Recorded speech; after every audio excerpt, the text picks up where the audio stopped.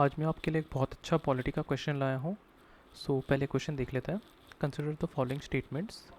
Lok Sabha has the exclusive right to modify the list of SCs and STs and article 241 and 242 deals with SCs and STs respectively. हमें बताना है कि इनमें से कौन से स्टेटमेंट्स आर इनकरेक्ट। आप अटैम्प्ट करने का ट्राई कर सकते हैं। I will be revealing the answer in the next 2 seconds। Answer coming up now. इसका आंसर है बोथ 1 and 2 एंड आपको ध्यान रखना है कि दिस इज़ इनकरेक्ट, मतलब बोथ आर इनकरेक्ट। एंड देख लेते हैं both are why incorrect.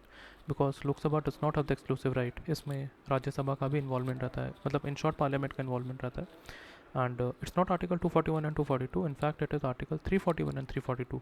And so basically आपको ये क्वेश्चन देख के लगेगा कि does UPSC want us to remember the articles. May be not, but आपको आइडिया होना चाहिए कि जो आर्टिकल्स के रेंज है वो किस रेंज में लाई करते हैं। मतलब आपको ये आइडिया होना चाहिए कि आर्टिकल 340s में जो है वो CAG से रिलेटेड नहीं है। CAG का समवेयर अराउंड 148 से 151 टाइप से कहीं रहता है। सो आपको important institutions and constitutional positions के आर्टिकल्स का आइडिया होना चाहिए।